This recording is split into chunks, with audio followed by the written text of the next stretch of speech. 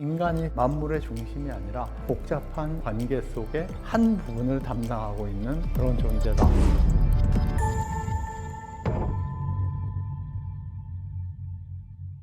안녕하세요. 저는 서울대학교 생명과학부에 재직하고 있는 홍성욱입니다. 오늘 제가 말씀드릴 내용은 2019년에 제가 출판한 포스트휴먼 오디세이라는 책과 관련된 내용입니다. 돌이켜보니 제가 이 책에 나온 여러 가지 주제들에 대해서 언제 관심을 갖게 됐나를 생각해 보니까 1997년 정도로 거슬러 올라가는 것 같습니다. 그때 제가 이제 과학기술사 이런 주제에 대해서 수업을 하다가 20세기 과학사에서 사이버네틱스라는 그런 개념을 접하게 됐습니다. 노버트 위너라는 그 MIT의 수학자가 제창했던 그런 개념이기도 하고 학문 분야이기도 한데요. 사이버네틱스에 따르면은 인간과 기계와 동물 세 굉장히 상이한 존재를 하나의 원리로 설명을 했습니다.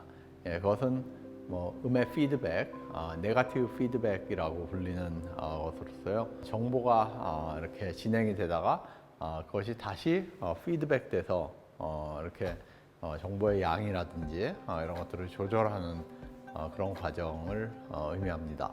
그래서 그 개념이 흥미로워서 인간과 기계와의 관계에 대한 역사가 어떻게 됐을까 하는 것들을 좀 살펴보다 보니까 거기서 그 브루스 마딜리시라는 학자가 네 번째 불연속이라는 개념을 제창을 했던 것을 알게 됐습니다. 네 번째 불연속이란 마딜리시에 의하면은 인류 역사상 굉장히 중요한 어떤 지적인 혁명들은 불연속을 극복하는 그런 과정으로 특징 지어지는데요. 예를 들자면 마질리시가 얘기한 어떤 세 가지 중요한 불연속이 코페르니쿠스, 그다음에 다윈, 플로이트에 의해서 극복이 되었다고 합니다. 코페르니쿠스가 극복한 불연속은 지구와 우주 혹은 인간이 사는 곳과 우주 이것 사이에 어떤 질적으로 다른 차이가 있다라는 생각을 부정하고 극복한 것이었고요. 다윈은 인간과 동물 사이에 질적으로 다른 어떤 큰 간격이 있다, 불연속이 존재한다라는 것을 극복을 했고요. 프로이트는 의식과 무의식 사이에 그 큰 간격이 존재한다. 라는 것을 이제 극복한 사람이라는 것입니다. 그렇게 역사를 통해서 세 가지 중요한 불연속이 극복이 됐는데 지금 20세기에는 그거보다 훨씬 더 본질적이고 훨씬 더 극복하기 힘든 뛰어넘기 힘든 그런 불연속이 좁혀지고 있는 중이다, 극복되고 있는 중이다 라는 것이 이제 마질리시의 주장이었습니다. 그 네 번째 불연속이 뭐냐면 바로 인간과 기계의 불연속이다 라는 것이었고요. 20세기에 일어난 20세기 이후에 등장한 사이버네틱스라든지 인공지능이라든지 컴퓨터의 발달이라든지 아니면 의족이라든지 의수라든지 이런 것들의 발달 같은 것들에 의해서 인간과 기계 사이의 불연속들이 서서히 이렇게 좁혀지고 있는 중이고 이것들이 결국은 인간과 기계를 어떻게 보면 합친 이런 존재들이 미래에 탄생할 것이다 라는 얘기를 하는 것이었습니다. 그래서 상당히 당시에는 그의 주장이 이렇게 신선하게 다가왔던 그런 경험이 있습니다. 그러면서 저는 이런 어떤 인간과 기계 사이의 그 관계의 역사를 거슬러 올라가면서 그 18세기에 그 유럽에서 굉장히 유행을 했던 오토마타, 자동인형의 역사도 추적을 했습니다. 특히 보캉송이라는 프랑스 장인이 만들었던 오리나 풀 뿌는 사람, 탬버린 치는 사람 이런 그 자동인형이 불러일으켰던 당시의 센세이션한 했던 굉장히 어떤 사회적인 반향 같은 것들을 공부하고 분석함으로써 이 자동인형이라는 게 마치 인간이 사실은 기계와는 굉장히 다른 존재처럼 간주가 됐는데 사실은 인간, 어떤 동물, 인간의 움직임 이런 것들도 기계로 이렇게 재현할 수 있다는 그런 어떤 신념으로부터 등장한 이런 기술이라는 것을 알게 됐습니다. 예, 그리고 이제 이런 것들이 발달을 해서 나중에 사람이 굉장히 숙련된 노동자들이 작업을 했던 뭐 어떤 무늬 있는 옷감을 짜는 그런 배틀이라든지 이런 것들을 이제 엔지니어들이 발명하기 시작을 했고, 찰스 베비지 같은 수학자는 이 배틀의 영감을 받아서 인간이 하던 계산, 어떤 인간의 지적 작용마저도 이제 기계가 대신할 수 있다고 생각을 하고 이제 계산기를 만들기 시작을 했고, 이런 계산기가 뭐 현대 컴퓨터로 이렇게 이어졌던 그런 역사도 살펴봤습니다. 네, 어쨌건 당시에 이렇게 이제 강의를 하고 또 뭐 제가 관심 있는 주제에 대해서 연구를 하고 하면서 인간과 기계 사이의 관계가 어떤가, 그리고 또 인간과 기계 사이에 어떤 갭 같은 것이 간극 같은 것이 어떻게 좁혀져 왔나 하는 것들을 이제 공부를 했던 것이 제 이제 연구의 시작이었습니다. 예, 그렇게 이제 시간이 상당히 흘렀고요. 2014년에 포스트 휴먼에 대해서 연구를 하고 싶다는 그 그룹에 제가 이제 우연히 합류를 하게 됐습니다. 뭐 제 자신도 이제 과학의 역사, 뭐 기술의 역사, 과학기술과 사회 이런 것들을 이제 공부하다 보니까 당연히 이런 그룹에서 같이 공부를 하면은 좋겠다라고 생각을 해서 이제 합류를 했습니다. 합류를 해서 이제 한 3년 정도 같이 공부를 했는데요. 제가 이 그룹에서 공부를 하면서 맨 처음에 이제 좀 새롭게 알았던 것 중에 하나는 사람이 어떤 사람을 초월하는, 네, 지금 요즘 보는 영생에 대한 얘기들이 많이 나오죠. 인간이 뭐 한계 수명이 120살이라고 얘기를 하는데 그게 아니라 뭐 훨씬 더 오래 살 수 있다. 그래서 200살까지 살 수 있다. 300살까지 살 수 있다.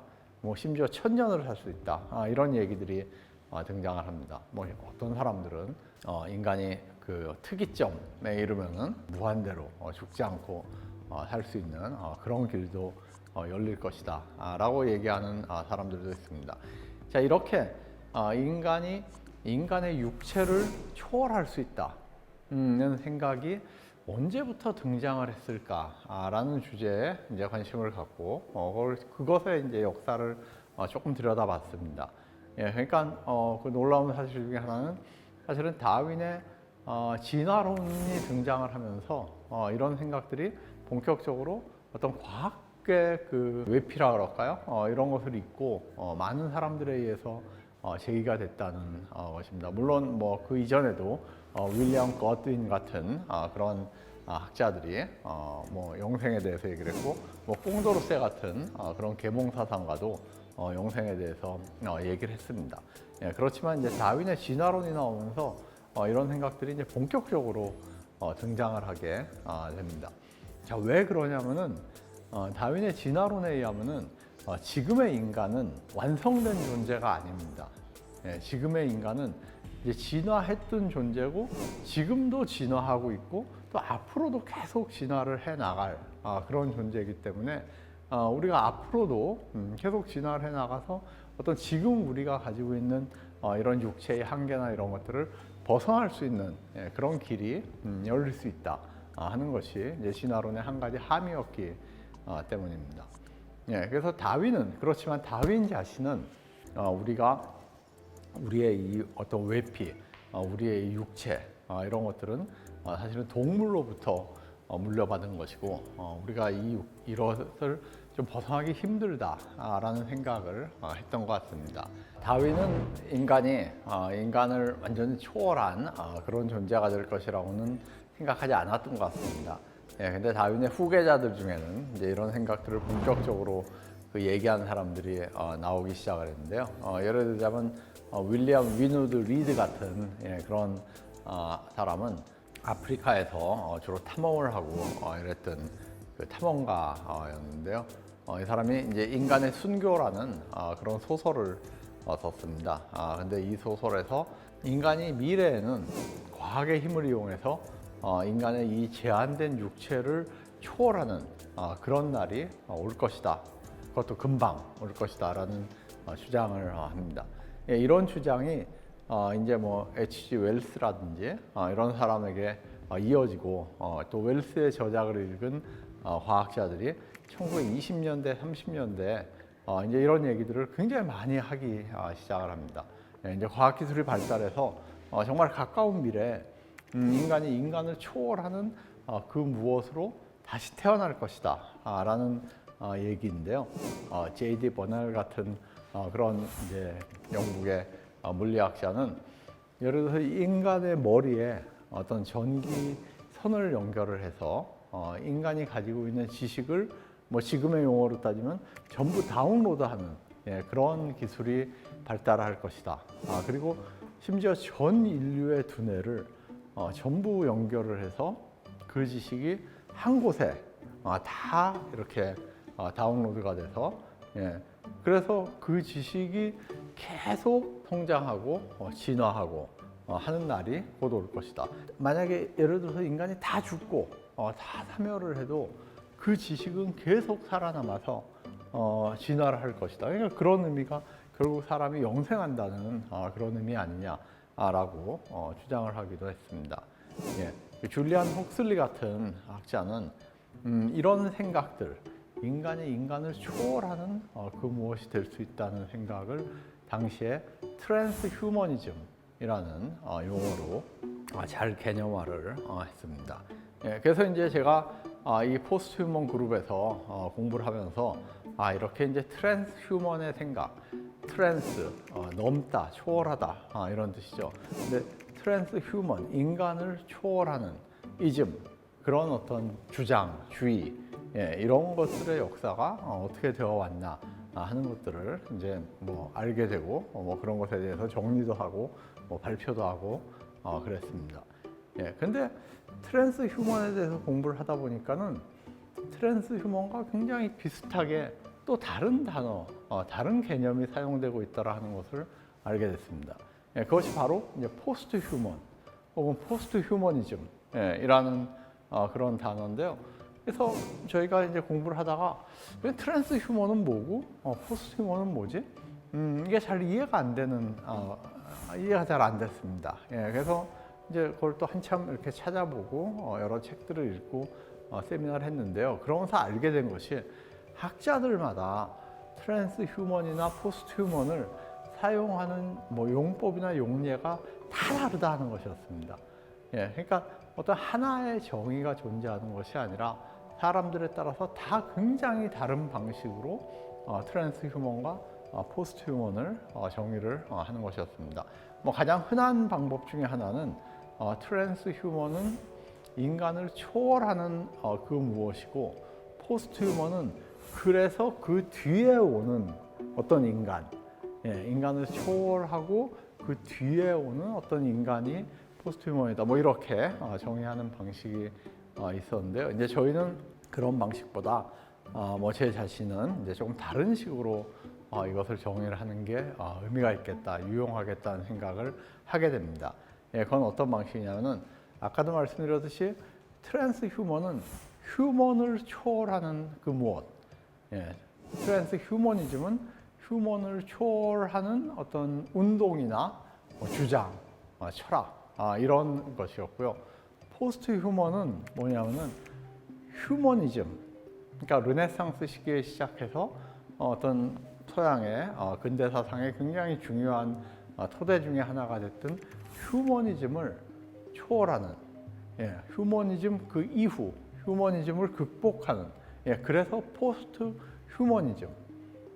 그럼 포스트 휴머는 뭐냐면은 그렇게 휴머니즘을 극복하는 관점에서 보았을 때 인간, 이걸 이제 의미한다라고 생각을 하면은 트랜스 휴먼과 포스트 휴먼의 차이가 조금 더 분명해지겠다라는 생각을 하게 됐습니다. 즉 포스트 휴먼은 어떤 인간을 초월하자, 뭐 영생을 하자 이런 주장이 아니라 휴머니즘, 우리가 굉장히 사실 소중한 어떤 지적 유산이죠.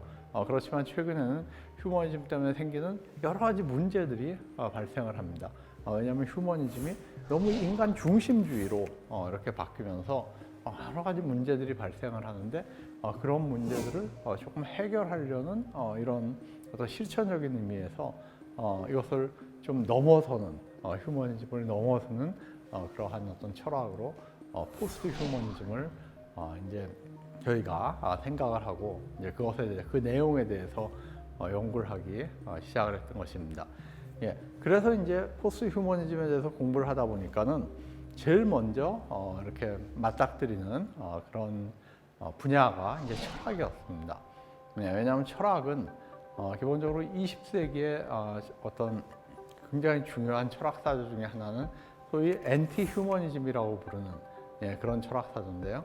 하이데거 같은 독일의 철학자가 이제 엔티 휴머니즘의 원조다라고 얘기를 합니다. 이걸 보기 위해서 우리는 약간 근대 철학으로 잠깐 갈 필요가 있는데요. 데카르트 같은 사람은 이제 나는 생각한다, 고로 나는 존재한다 라는 유명한 명제를 남겼죠. 데카르트는 나는 생각한다 라는 얘기를 하기 위해서 결국 내 자신에 주목을 했습니다. 내 자신이 무엇을 믿고 있는가, 내가 무엇을 알고 있는가, 나는 무엇을 참이라고 생각하는가 라는 문제에 주목을 했고 그것을 굉장히 깊게 천착을 해 들어갔습니다. 그걸 나라는 거죠. 나라는 거기서 사실은 뭐 개인주의라든지 휴머니즘이라든지 이런 것이 다 연결되어 있는 이런 문제인데요. 그런데 거기서의 나는 사실은 어떤 의미에서 보면 이 세상과 굉장히 고립된 그런 존재입니다. 예를 들어서 너가 없어도 살 수 있는, 뭐 환경이 없어도 살 수 있는, 동물이 없어도 살 수 있는, 친구가 없어도 살 수 있는 그런 나라는 것이죠. 데카르트가 생각했던 나는. 그러니까 어떤 인간의 본질, 그냥 그 정말 나라는 개인 한 명의 어떤 생각, 이것에 그 깊이 그 생각을 파고 들어가는데 하이데거는 여기에 대해서 문제 제기를 했습니다. 정말 그런 나가 존재할 수 있느냐라는 거죠. 나는 사실 태어날 때부터 혼자가 아닙니다. 이 세상에 던져졌지만은 뭐 부모랑도 관계를 맺고 있고, 적어도 나는 음식을 먹어야지 살 수가 있고 누군가 나한테 음식을 주고 있다는 얘기죠. 그리고 뭐 옷을 입고 있고, 옷을 입고 있다는 얘기는 옷을 만든 사람과도 어떻게 연결이 돼 있다는 얘기죠. 내가 음식을 먹고 있으면은 그 음식을 생산한 사람과도 연결이 돼 있다는 거고, 잠을 자면은 나는 뭐 어떤 잠잘 수 있는 공간이 있다는 거고, 그 얘기는 그 공간을 누군가 지었다는 얘기 아닙니다. 그런 식으로 나는 이 세상에 굉장히 많은 것들과 사실은 연결이 돼서 살아가고 있고 그 연결을 끊을 수가 없는 그런 상태인데 데카르트는 그 모든 것을 마치 존재하지 않는 것처럼 생각을 하고 나의 본질, 인간의 본질, 사고의 본질, 뭐 이런 것들에 대해서 고민을 했다는 거죠. 고민 자체가 뭐 하이데거의 생각에 따르면 잘못됐다. 왜냐하면 그런 추상적인 인간은 세상에 존재하지 않는다. 그런 의미에서 어떤 휴머니즘의 근간이 된 개인주의라든지 데카르트식의 어떤 인간론 이런 것들을 비판하는 이제 엔티 휴머니즘을 제창을 했습니다. 물론 이 엔티 휴머니즘은 굉장히 중요한 어떤 철학적인 전통, 의미 있는 철학적인 전통인데요. 그런데 여기서 약간 문제가 있습니다. 하이데거는 기본적으로 철학자였고 형이상학자라고 부를 수 있는 사람인데요. 하이데거는 예를 들어서 인간과 동물은 굉장히 다른 존재라고 생각을 했습니다. 인간만이 사유할 수 있고 인간만이 철학할 수 있는 그런 존재라는 것이죠. 동물은 전혀 그러지 못하고 그냥 본능적으로만 움직이는 이런 존재라고 생각을 했습니다. 또 하나 하이데거는 기술에 대해서 굉장히 비판적이고 심지어는 비관적인 그런 주장을 전개를 했습니다. 그래서 제가 물론 하이데거의 여러 가지 생각이 굉장히 중요한 어떤 포스트 휴머니즘의 중요한 하나의 흐름을 제시한 건 맞지만은 그럼에도 불구하고 한계가 있고 이런 한계들을 어떻게 극복할 수 있느냐를 고민을 하다가 이제 하이데거만 철학만이 아니라 다른 인적 분야들을 많이 봐야겠다는 생각을 이제 하기 시작을 했던 것입니다. 근데 저는 이제 이것을 조금 과학이나 이런 쪽으로 한번 이렇게 움직여 봤어요. 과학도 마찬가지다 하는 것이죠. 예전에는 과학자는 정말로 이렇게 세상에서 홀로 존재해서 고립돼서 어떤 세계에 대한 우주에 대한 진리를 고민하는 마치 이런 사람처럼 생각이 됐지만은 이제 20세기에 들어서는 과학자가 그런 사람이 아니라 다른 과학자들과 상호작용하면서 또 배워가면서 기존의 지식을 배우고 그 지식을 어떻게 보면 좀 뛰어넘으려고 노력해가면서 그러면서 과학을 하는 존재다라는 인식이 이제 얻어졌는데 그런 것을 가장 이제 잘 제시했던 사람이 토마스 쿤이었습니다. 쿤의 패러다임이라는 것은 기본적으로 사람이 만든 것이라는 거죠. 과학자들이 과학을 할 때 있어서 가장 핵심적인 어떤 개념 틀이 패러다임인데 그거는 자연에 존재하는 것이 아니라 인간이 만든 것이고 인간이 공유한 어떤 것이 패러다임이죠. 그러니까 인간은 패러다임을 통해서 과학을 하고 세상을 이해하는 것이지 나 혼자 어떤 것에 대해서 진리에 침잠하고 진리를 추구해서 그 진리를 발견하는 이런 것이 아니다라는 그런 얘기가 된다는 거죠. 그러니까 사실 하이데거가 생각했던 그런 어떤 엔티 휴머니즘의 정신이 쿤의 과학혁명의 구조, 패러다임, 정상과학 이런 개념과 이렇게 맞닿아 있다 하는 것을 생각하게 됐습니다. 기본적으로 쿤에 의하면은 과학이라는 것은 자연에 있는 그 무엇을 우리가 찾아내고 발견하는 것이라기보다는 사람이 굉장히 적극적으로 그것을 만들어가는 이런 것이 이제 과학이 되는데 사실 이런 인식론이 보면은 위너의 사이버네틱스를 한 단계 격상시킨 세컨드 오더 사이버네틱스, 2차 사이버네틱스의 정신과 또 연결이 돼 있다라는 것입니다. 2차 사이버네틱스는 이제 실내 생물학자인 마트라나나 마렐라 그리고 독일 출신의 미국에서 활동한 이제 철학자이자 엔지니어였던 폰 페르스터 이런 사람들이 이제 발전을 시킨 개념인데요. 1차 사이버네틱스가 훨씬 더 이렇게 기계적이고 공학적인 것이었다면은 2차 사이버네틱스는 훨씬 더 이제 성찰적이고 훨씬 더 어떤 불확실성, 복잡성 이런 것들을 강조를 했는데 2차 사이버네틱스의 특징 중에 하나는 오히려 1차 사이버네틱스에서는 인간과 기계가 굉장히 그 어떤 공통점이 있다라는 것을 강조했을 반면에 2차 사이버네틱스에서는 인간과 기계는 굉장히 본질적으로 다른 이런 존재이다.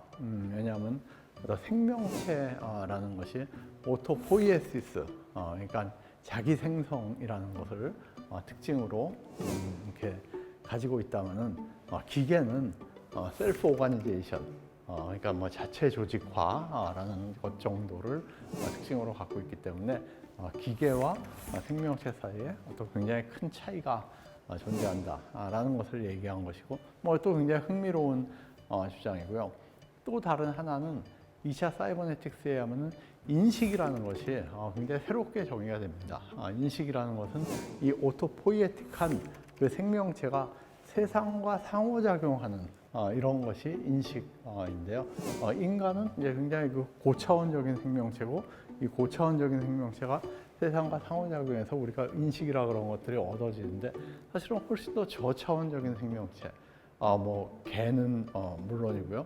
아메바 같은 그런 단세포 동물마저도 세상과 상호작용을 합니다. 아메바도 2차 사이버네틱스에 의하면 인식을 가지고 있다라고 생각을 할 수 있다는 거죠. 이 생각은 결국은 휴머니즘이 가진 인간중심주의를 비판하는데 사용될 수 있는 인간중심주의에서 탈인간중심주의로 옮아가는데 굉장히 그 중요한 디딤돌이 될 수 있는 그런 생각입니다. 이렇게 2차 사이버네틱스에 대해서 분석을 하다 보니까 이들이 가지고 있는 어떤 특히 그 생물들의 그 인식이라는 것에 대한 생각이 윅스킬이라는 생물학자의 그 둘레세계라는 개념과 연관이 되어 있다는 것을 알게 됐습니다. 그 윅스킬은 인간도 자신의 둘레세계를 가지고 있고 까마귀나 고양이도 다 자신의 둘레세계를 가지고 있고 심지어는 진드기 같은 그런 동물도 자신의 둘레세계를 가지고 있는데 우리는 진드기가 인간보다 훨씬 못한 굉장히 하등 동물이라고 생각을 하는데, 진드기는 포유류에 떨어져서 피를 빨 때까지 굉장히 오랜 시간 동안 먹지 않아도 살 수 있는 그런 어떤 능력을 가지고 있습니다. 그러니까 인간이 못 가진 능력이죠. 인간은 뭐 조금만 먹질 않아도 금방 죽는데요. 그런데 진드기는 어쨌건 그런 능력을 가지고 있고, 그래서 이 둘레 세계라는 것의 어떤 상대성 이런 것들이 결국 2차 사이버네틱스에서 얘기했던 어떤 인식의 상대성 이런 것과 통하고, 또 토마스 쿤과 통하고, 뭐 심지어 비트겐슈타인 같은 이런 철학자들이 얘기했던 그런 어떤 인간이 무엇을 이해하는 것의 본질이 무엇이냐라는 이런 논의와도 통한다는 것을 알게 됐습니다. 그리고 이제 기술에 대해서도 조금 다르게 생각을 했는데요. 기술에 대해서 고민했던 예전의 철학자들은 다 기술이 인간을 소외하느냐, 아니면 기술이 뭐 인간을 더 풍부하게 하느냐 같은 것만 가지고 고민을 했는데, 저는 이제 이렇게 관계에 주목을 하다 보니까는 기술이라는 것은 항상 새로운 관계를 만드는 것이다 라는 생각을 이제 하게 됐습니다. 그러면서 그런 생각을 했던 사람들을 찾아보니까 뭐 질베르 시몽동이라든지 아니면 브루노 라투르라든지 이런 사람들을 발견을 하게 됐고, 이런 사람들의 기술 철학이 제가 강조하려고 그랬던 포스트 휴머니즘과 상당히 그 유사성이 있다 하는 것을 발견을 하게 됐습니다. 그리고 이런 관계에 대한 주목이 결국 이제 뭐 가이아 이론이라든지 이런 것들에 주목하게 됐고, 결국 인간과 환경 사이의 관계, 인간이 어떤 환경의 중심, 세상의 중심, 환경의 주인 이런 것들이 아니라 환경과 어우러져서, 동물과 어우러져서 함께 사는 존재다라는 것을 우리가 파악하는 것이 포스트 휴머니즘의 굉장히 핵심적인 그런 부분이다라는 것을 알게 됐고, 결국 이런 것들을 다 아우러서 이제 포스트 휴머니즘 이라는 부분을 완성을 했고, 그것을 가장 잘 포착할 수 있는 개념이 무엇인가를 고민을 하다가 결국 이제 감수성이라는 개념을 잡아냈던 것입니다. 포스트 휴머니즘이 왜 중요한가? 우리가 왜 포스트 휴머니즘을 알아야 되는가? 저는 지금 사실은 인류 전체로 봤을 때 우리가 하나의 큰 전환점에 있는 것이 아닌가라는 생각을 합니다. 많은 사람들이 지금 인류세를 얘기합니다. 인류의 위기를 얘기하고요. 인간은 이런 위기를 극복할 수 있는 그런 어떤 잠재력을 가지고 있습니다. 근데 이런 위기를 우리가 잘 슬기롭게 극복하기 위해서는 몇 가지가 선행이 돼야 되는데, 그 중에 하나는 우리가 자연에 대해서 가지고 왔던 굉장히 교만했던 그런 태도들, 우리가 과학기술에 대해서 가지고 왔던 너무 자신만만했던 이런 태도들, 우리가 이 세상의 중심이라는 이 우주 전체가 인간을 중심으로 회전하고 있을 것 같다는 그런 어떤 잘못된 환상, 이런 것들을 버리고 그런 데서 벗어나서 훨씬 더 겸손한 태도로 자연을 바라보고, 훨씬 더 겸손한 태도로 과학기술을 발전시키고, 인간이 세상의 만물의 중심이 아니라 인간은 굉장히 복잡한 이 세계의 여러 가지 관계 속에 한 부분을 담당하고 있는 그런 존재다라는 것을 인식을 해야 된다라고 생각을 합니다. 우리가 이런 문제를 해결하기 위한 지금 인류세가 안고 있는 많은 문제들을, 환경의 문제, 뭐 에너지의 문제, 인구의 문제, 멸종의 문제, 이런 많은 문제들을 해결하기 위한 어떤 첫걸음은 우리가 세계를 이해하는 방식, 우리가 세상을 보는 방식, 즉 과거의 휴머니즘으로부터 새로운 형태의 탈인간 중심적인 포스트 휴머니즘으로의 전회가 이루어져야지 가능하다고 생각합니다. 이게 이제 우리에게 포스트 휴머니즘이 주는 의미라고 저는 생각을 합니다. 그래서 마치겠습니다. 고맙습니다.